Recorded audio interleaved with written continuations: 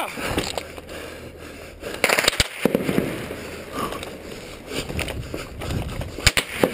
Shit!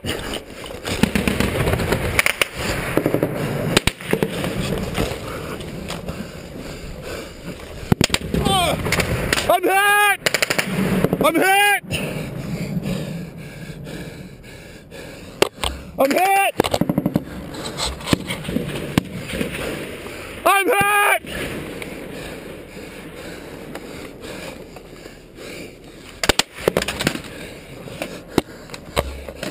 Ah! Fuck! No!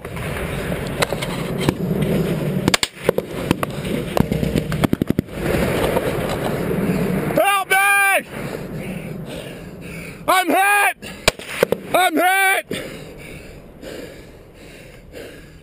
I'm hit! I'm hit!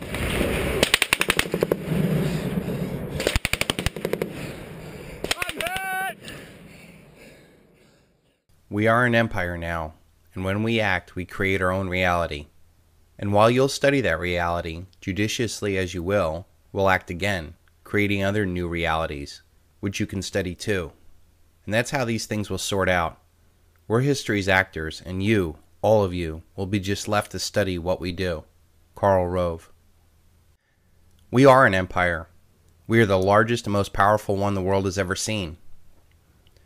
Logic would dictate that we must also have the most powerful propaganda in order to bring about that power. While it once started out as the greatest experiment in human freedom with a constitutional republic, it has been subtly and systematically destroyed from within, to the point that we can hardly tell the difference between our nation today and the fascists and the socialists that we fought against in World War II. The Constitution has been gutted from both parties, so much so that it looks like a redacted top-secret document.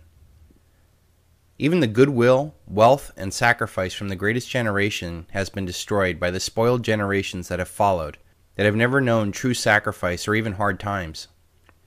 We have blown through the greatest gift of freedom and the greatest inheritance the world has ever seen. The worst part is we still believe in the illusion of what we once were. Throughout all of history, nations and tyrants alike have used symbols to strike fear or loyalty into their masses.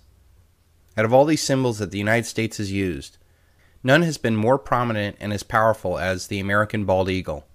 We have been constantly showed the bald eagle, and we have been conditioned to marvel at this majestic bird.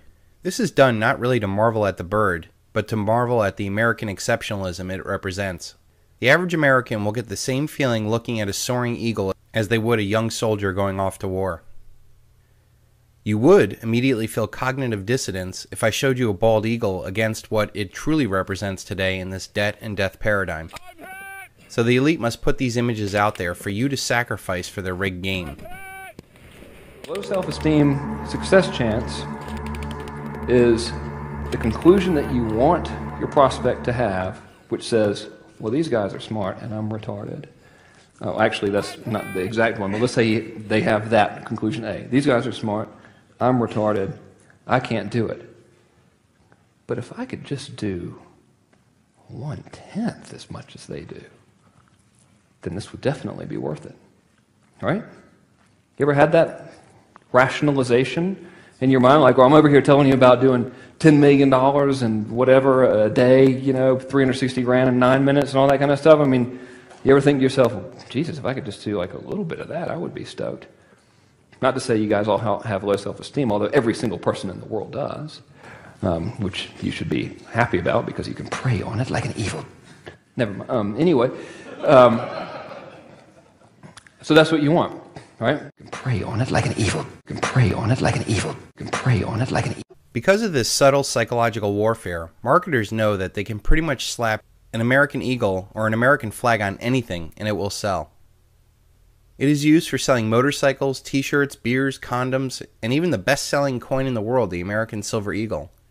Simply latch on to this primal urge and you will be a success. Many people would be surprised that the choice of the bald eagle as our nation's symbol was controversial. Ben Franklin argued that the rattlesnake should be the symbol of the temper and conduct of America. The phrase "don't tread on me" that the rattlesnake symbolized showed that we only fought when we're threatened. As far as the bald eagle, Ben Franklin said, "For my own part, I wish the bald eagle had not been chosen to represent our country. He is a bird of bad moral character. He does not get his living honestly. You may have seen him perched on some dead tree near a river, where, too lazy to fish for himself, he watches the labor of the fishing hawk. And when that diligent bird has taken length of a fish, and is bearing it to his nest to support his mate and young ones, the bald eagle pursues him and takes it from him." Ah! Ah! Ah! Oh, crap! Crap! Ah! Ah! He goes on to say, "With all this injustice, he is never in good case, but like those among men who live by sharping and robbing, he is generally poor and often very lousy." While Ben Franklin saw that this predator bird did not make a good fit for America of our founding fathers, I think it is a perfect symbol for the predator nation that we have become. Smedley Butler was one of the most highly decorated Marines in history. During his 34-year career as a Marine, he participated in military actions in the Philippines, China, Central America, and the Caribbean during the Banana Wars, and in France during World War I. By the end of his career, he had received 16 medals, 5 for heroism. He is one of 19 men to twice receive the Medal of Honor, and one of 3 to be awarded both the Marine Corps' Brevet Medal and the Medal of Honor, and the only Marine to be awarded the Brevet Medal and 2 Medals of Honor, all for separate actions. 2 years after exposing a fascist coup to take over the United States government headed by Prescott Bush, George H.W. Bush's grandfather, General Butler wrote a book called War is a Racket. In it, he said, "I spent 33 years and 4 months in active military service, and during that time period I spent most of my time as a high-class muscle man for big business, for Wall Street and the bankers. In short, I was a racketeer, a gangster for capitalism. I helped make Mexico, especially the Tampico, safe for American oil interests in 1914. I helped make Haiti and Cuba a decent place for National City Bank boys to collect revenues in. I helped in the raping of half a dozen Central American republics for the benefit of Wall Street. I helped purify Nicaragua for the International Banking House of Brown Brothers in 1902 and 1912. I brought light to the Dominican Republic for the American sugar interests in 1916. I helped make Honduras right for the American fruit companies in 1903. In China in 1927, I helped see that Standard Oil went on its way unmolested. Looking back, I might have given Al Capone a few hints. The best he could do is operate his racket in 3 districts. I operated in 3 continents." What General Butler described is the birth of the debt and death empire. What started out as a grand constitutional republic based on individual freedom, it has been co-opted by the same parasites we once fought against in revolutions and war. The process has been subtle and progressive. Like a cancer, it grows. This warning was echoed by President Eisenhower in his final address to the nation.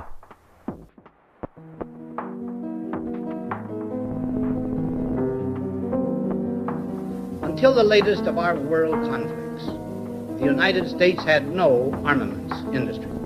American makers of plowshares could, with time and as required, make swords as well. But we can no longer risk emergency improvisation of national defense.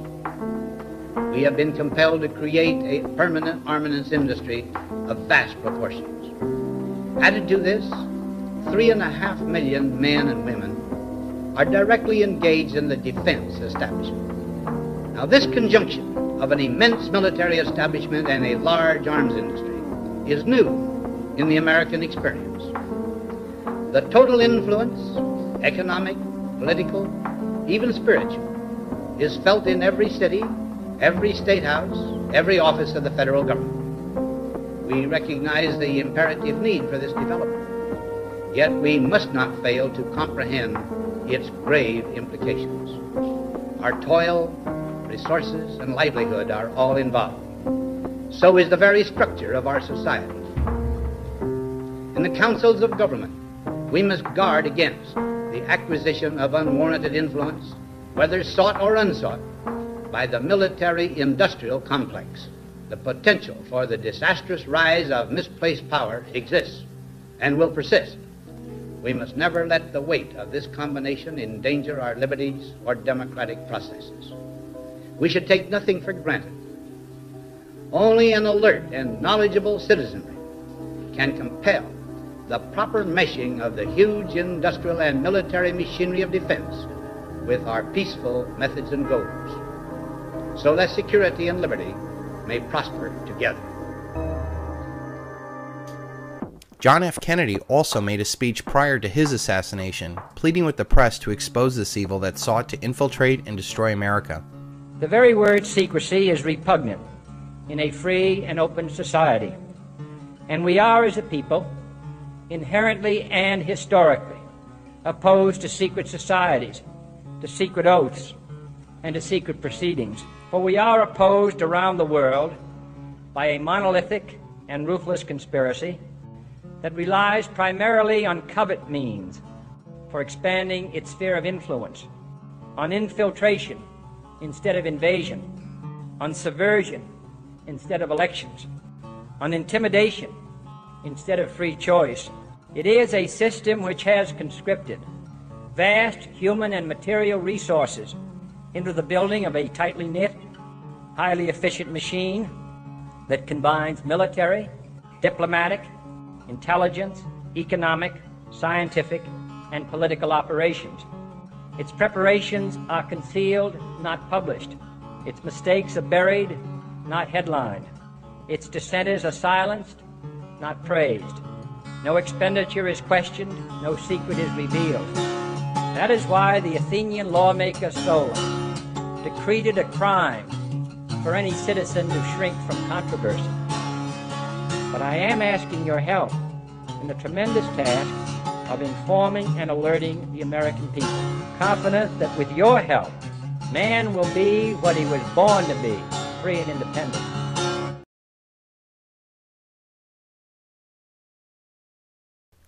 Even today, John Perkins wrote in Confessions of an Economic Hitman, he said, "Economic hitmen are highly paid professionals who cheat countries around the globe out of trillions of dollars. They funnel money from the World Bank, the U.S. Agency for International Development, and other foreign quote-unquote aid organizations into the coffers of huge corporations and the pockets of a few wealthy families who control the planet's natural resources. Their tools include fraudulent financial reports, rigged elections, payoffs, extortion, sex, and murder. They play a game as old as empire, but one that has taken on a new, terrifying dimensions during this time of globalization." So while Ben Franklin felt that the bald eagle was a poor choice to represent the revolutionary American spirit because it was like men who lived by sharping and robbing, I think this predator is a perfect symbol of the debt and death empire we are now today.